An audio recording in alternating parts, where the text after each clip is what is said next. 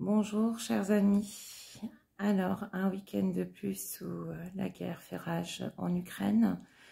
Je vais aujourd'hui aussi vous lire 3 témoignages. Celui d'une personne qui habite à Kiev, une autre qui est à Lviv et une autre qui va sur le front pour aider les militaires. Vous n'êtes pas sans savoir qu'il y a eu des frappes de la Russie sur les infrastructures énergétiques. Et voici ce que me dit une amie qui habite à Kiev. Ce matin, après le bombardement, les problèmes d'approvisionnement en électricité se sont accrus. Nous n'avons pas d'électricité actuellement. Selon le plan, il n'y aura pas d'électricité pendant 7 heures. 7 heures. 7 heures sans électricité dans un pays où il fait froid, où la neige est de retour. Je vous laisse imaginer leur quotidien. Celui d'une infirmière. Bonjour. On sent dans la ville qu'il y a à nouveau des problèmes d'approvisionnement d'électricité. Par miracle, ma maison n'a pas encore été incluse dans le calendrier des coupures d'électricité. Cela ne s'est jamais produit depuis toutes ces années de fermeture. Ma maison a un chauffage individuel. S'il n'y a pas d'électricité, il ferait très froid, même s'il n'y a pas encore de gel. C'est difficile pour les gens, en particulier pour les personnes âgées et les familles avec de jeunes enfants. C'est dur pour tout le monde. Travaillant dans un hôpital, je vois chaque jour un grand nombre de soldats sans membres. C'est une grande douleur.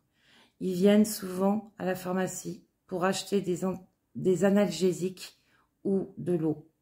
Cela fait mal de constater que le nombre de blessés ne cesse d'augmenter. Je vois constamment de nouveaux visages, de nouveaux soldats sans membres. Mais les Ukrainiens sont une nation forte. Nous allons endurer. Nous survivrons. Nous vaincrons le mal. Merci pour votre soutien. Merci pour votre attention.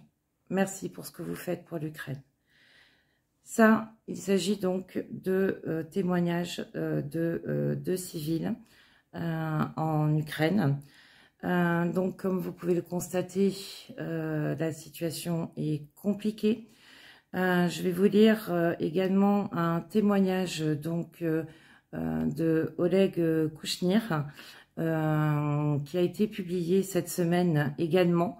Ce témoignage marque à lui seul ce que vivent les Ukrainiens. Alors, voici aussi ce qui est ressenti en Ukraine. Je sais à quel point la majorité des gens veulent ressentir l'atmosphère des fêtes, penser à quelque chose de bon et de très bon. Tout le monde a le désir de retourner à sa vie habituelle et paisible. Mais malheureusement, la guerre continue et la lutte continue en Ukraine. Aujourd'hui, la situation sur le front est extrêmement difficile et des efforts titanesques sont déployés pour que les Ukrainiens aient la possibilité d'être libres.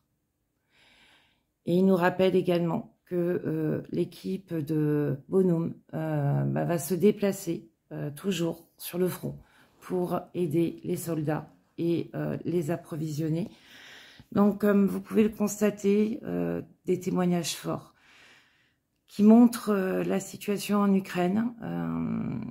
Je n'ai pas choisi de sujet aujourd'hui, car je trouve important de pouvoir vous transmettre les témoignages que je reçois pour que vous ayez le pouls de la population, de ce que vivent les civils, de ce que vivent les militaires sur le front.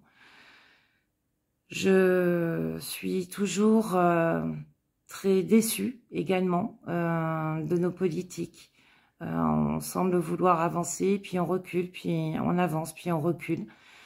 Il faut savoir une chose, c'est que Poutine jamais n'acceptera de signer une paix où l'Ukraine récupère l'entièreté de ses territoires de 1991.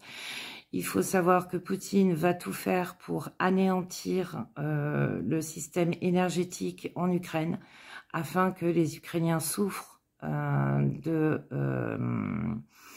l'hiver.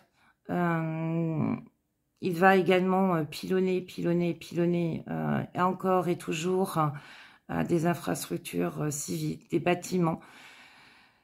Donc voilà, c'était un souhait de partager avec vous ces témoignages. Slava Ukraini, Heroyam Slava.